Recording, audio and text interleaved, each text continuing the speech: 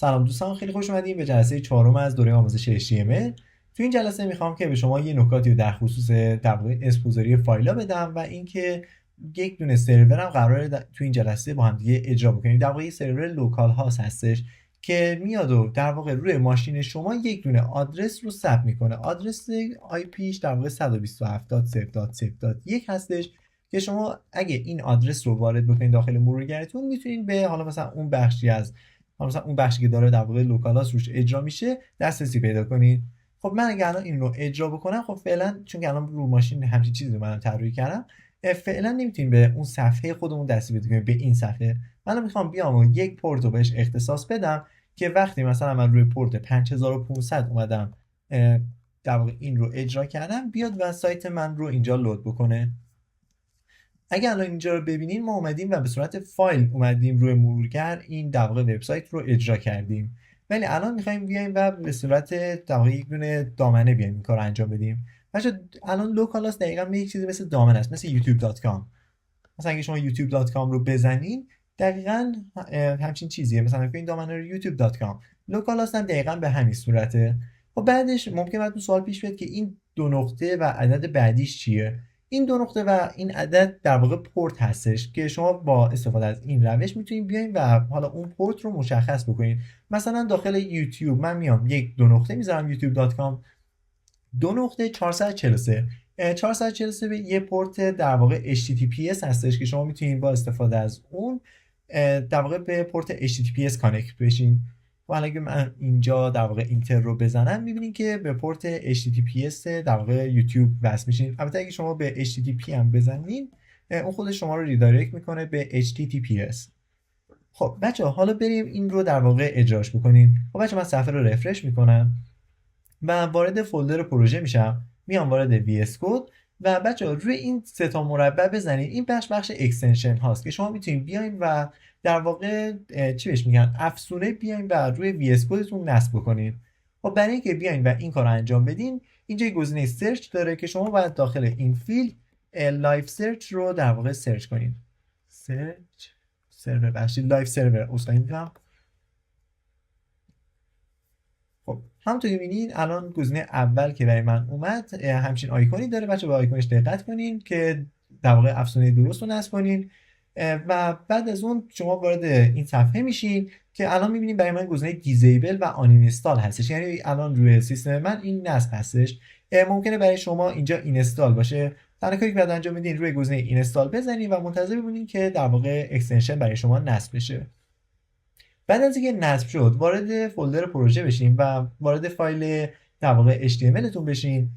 خب الان اینجا اگه به پایین دقت کنین، یک گزینه جدید اضافه شده به عنوان Go Live که اگه شما روی این بزنین میاد و در واقع این در واقع چی میگم، پروژه شما رو روی لوکال هاست روی پورت 5500 برای شما اجرا میکنه. خب بچه‌ها، حالا من میخوام یه نکته دیگه رو بهتون یاد بدم. خب اگه من فقط بخوام دامنه رو بزنم و این سایت برای من لود بشه، بعد چیکار بکنم؟ اگه من الان آدرس در واقع این فایل نیم .html رو پاک بکنم، می‌بینیم که برای من همچین صفحه‌ای آورد که این صفحه اصلا معنیش چیه. این در واقع لیست دایرکتوری هستش و میاد هر چی شما پوشه یا فایل دارین رو برای شما اینجا لیست میکنه. خب اگه من اینجا بیام و یک دونه فایل دیگه به عنوان note.txt اضافه بکنم و اینجا صفحه رو رفرش بکنم، می‌بینیم که اینجا این فایل برای من دوباره به نمایش در من. خب اگه من بیام اینجا یک پوشه به عنوان مثلا assets درست بکنم، چه اتفاقی میفته؟ میاد و پوشه رو هم به من اینجا نشون میده که بچه ما تو وبسایت ها نباید اجازه بدیم که در واقع کاربر بتونه همچین صفحه‌ای رو ببینه. اصلا لیست دایرکتوری ها رو ما میایم و با استفاده از فایل HD access که بعدا باهاش آشنا میشین، میایم و این رو مسدود میکنیم تا کاربر نتونه و بیاد و فایل های ما رو ببینه. خب الان من میخوام بیام و وقتی که این آدرس رو زدم، فایل نیممون در واقع اجرا بشه. این صفحه برای ما اجرا بشه بدونی که وارد همچین صفحه‌ای بشه. فقط دقیقا مثل یوتیوب، فقط آدرس رو میزنم و صفحه اصلیش باز میشه. خب برای که همچین اتفاقی بیفته، شما باید اسم این فایل رو به ایندکس تغییر بدین. شما بعد از اینکه اسم در واقع فایلتون رو به ایندکس تغییر میدین، حالا میتونه در واقع PHP باشه، HTML باشه، فرقی نمیکنه، ولی PHP حالا سرور میخواد، ولی فعلا ما داریم با HTML کار میکنیم. خب اگه من الان این صفحه رو رفرش بکنم و فقط این آدرس رو بذارم و صفحه رو رفرش کنم، میبینیم که چه اتفاقی میفته. دیگه به من در واقع اون لیست دایرکتوری رو نشون نمیده و مستقیما وارد صفحه اصلی وبسایتم میشه. خب پس الان متوجه شدین که اگه خواستین صفحه به محض اینکه مثلا دامنه رو وارد کردیم یک صفحه خاص لود بشه، اسم اون رو بعد بذاریم ایندکس دات حالا مثلا فرمت اون فایلمون. خب بچا این از این. خب بچا بریم حالا سراغ در واقع تگ پی.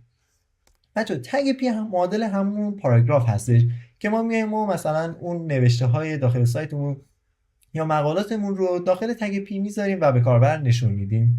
خب من الان میام یک تگ پی درست میکنم، اینو ببندم.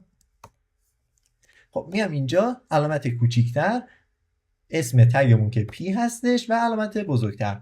خب دقیقا برای بستنش هم علامت کوچیکتر اسلش اسم تگمون که پی هست و اینجا علامت بزرگتر. خب من میام بین اینها لورم رو می نویسم که بیاد و خود وی اس کد برای ما در واقع یک دونه فایل، میام یک دونه متن تستی در واقع تولید کنه.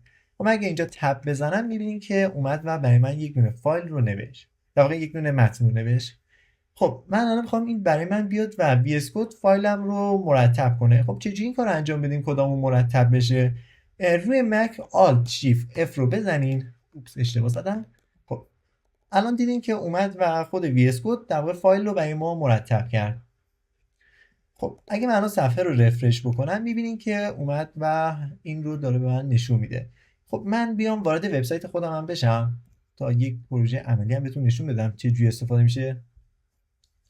بچه‌ها مثلا نگاه کنید این قسمت از وبسایت مثلا خلاصه مقاله، مثلا من اومدم و در واقع این متن رو داخل یک تگ پی نوشتم که به کاربر بتونم این رو نشون بدم. ما در واقع همه اینها رو مثلا میایم و داخل تگ پی قرار میدیم. کل متن هایی که مثلا داخل وبسایتمون هست معمولا داخل تگ پی هستش. خب بچه‌ها اینم از تگ پی، چیز خاصی نداشت، بیشتر بحث روتینگ بود و اینکه اسپوزری فایل ها این قسمت. و بچه‌ها اینم از جلسه 4. امیدوارم که براتون مفید بوده باشه. اگه هر سوالی داشتین حتما تو قسمت نظرات ازم بپرسین، سعی می‌کنم حتما جوابتون رو بدم. موفق باشین. خداحافظ.